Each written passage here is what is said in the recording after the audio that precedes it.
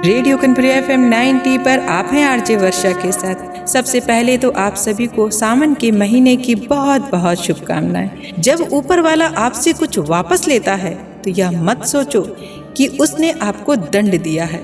हो सकता है उसने आपका हाथ खाली किया हो पहले से कुछ अच्छा बेहतर देने के लिए। समर्पण में आज मैं कहानी आप सभी को सुनाऊंगी सावन के महीने की। सावन का महीना भोलेनाथ की पूजा को अर्पित होता है।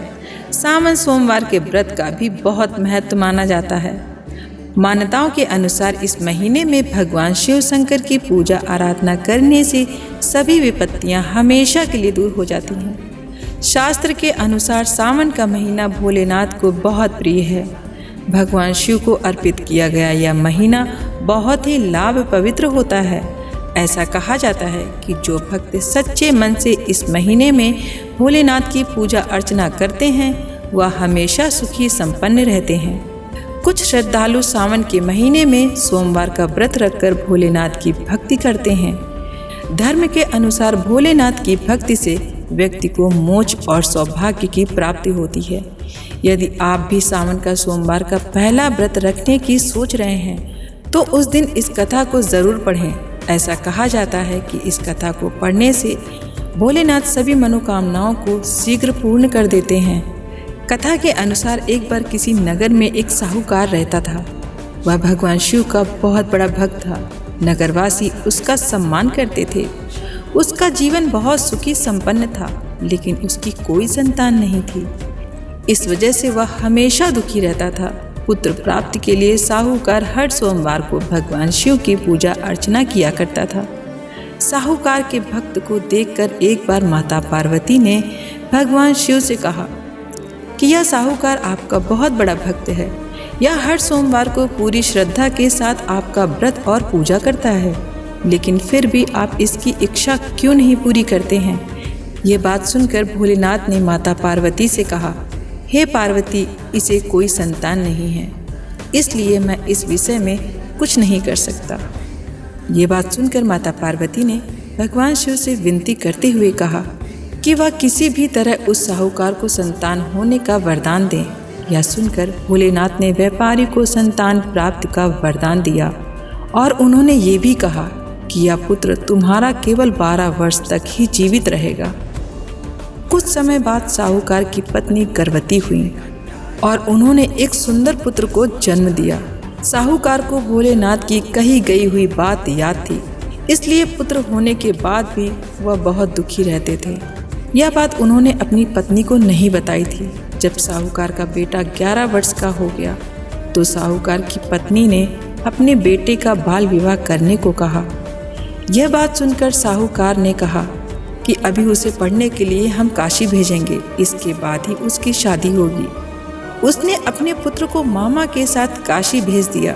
साहूकार ने अपने पुत्र से कहा कि काशी जाते समय रास्ते में जिस स्थान पर रुकना, वहाँ यज्ञ और ब्राह्मणों को भोजन कराकर ही आगे बढ़ना।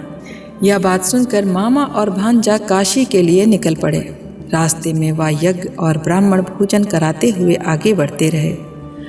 मामा और भांजे ने देखा कि एक राजकुमारी का विवाह हो रहा था। राजकुमारी का विवाह जिस राजकुमार से हो रहा था वह एक आंख से काना था। जब राजकुमारी के पिता की दृष्टि उस राजकुमार पर पड़ी तो उसके मन ही मन में ये विचार आया कि क्यों ना मैं अपनी पुत्री की शादी इस राजकुमार से कर दूं। मन में आए हुए इस विचार को उन्होंने साहूकार के बेटे के मामा से कहा और उन्होंने अपने भांजे की शादी उस राजकुमारी से करवा दी।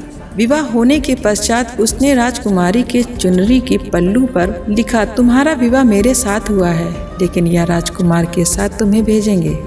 यह बात लिखकर साहूकार का बेटा अपने मामा के साथ काशी के लिए चला गया।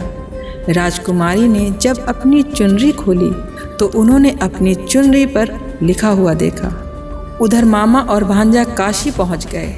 एक दिन जब मामा अपने घर में यज्ञ करवा रहे थे तो भांजे की तबीयत काफ़ी खराब हो गई। उस दिन वह कमरे से बाहर नहीं आया। मामा ने कमरे के अंदर जाकर देखा तो भांजे के प्राण निकल चुके थे, लेकिन मामा ने यह बात किसी को नहीं बताई और यज्ञ का सारा काम समाप्त कर ब्राह्मणों को भोजन कराया। इसके बाद उन्होंने रोना शुरू कर दिया। भगवान शिव और पार्वती उस भक्त के उसी रास्ते से जा रहे थे। रोने की आवाज़ सुनकर माता पार्वती ने भगवान शिव से पूछा, हे प्रभु, यह कौन रो रहा है? यह सुनकर भगवान शिव माता पार्वती से कहे, यह वही साहूकार का बेटा है जिसकी 12 वर्ष की ही आयु थी। माता पार्वती ने भगवान शिव से व्यापारी के बेटे का जीवन दान देने को कहा। तब महादेव ने माता पार्वती से कहा कि इसकी आयु इतनी ही थी। भगवान शिव के इस वचन को सुनकर माता पार्वती बार बार जीवन दान देने की आग्रह करने लगी।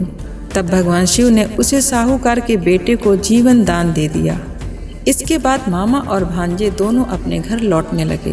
रास्ते में उन्हें वही नगर मिला जहां साहूकार के बेटे का विवाह हुआ था। वहां जाने के बाद दोनों की खूब खातिरदारी हुई। राजकुमारी के पिता ने अपनी कन्या को साहूकार के बेटे के साथ खूब सारा धन देकर विदा किया। उधर साहूकार और उसकी पत्नी यह सोचकर छत पर बैठे थे, यदि उसका पुत्र वापस नहीं आएगा तो वह छत से कूदकर अपनी जान दे देंगे। जब उन्हें पता चला कि उनका पुत्र वापस उनके पास आ रहा है तो उन्हें विश्वास नहीं हुआ। बाद में उन्होंने अपने बेटे और साहूकार का भव्य तरीके से स्वागत किया। रात में भगवान शिव ने साहूकार को स्वप्न दिया और कहा कि मैं तुम्हारे पूजा से बहुत प्रसन्न हूँ। आज के बाद जो भी सोमवार व्रत में इस कथा को पढ़ेगा उसकी सभी मनोकामनाएं मैं अवश्य ही पूर्ण करूँगा। कानपुर समर्पण में आज मैंने कहानी आप सभी को सुनाई है सावन के महीने और उनके व्रत की, और व्रत में कौन सी कथा पढ़नी चाहिए।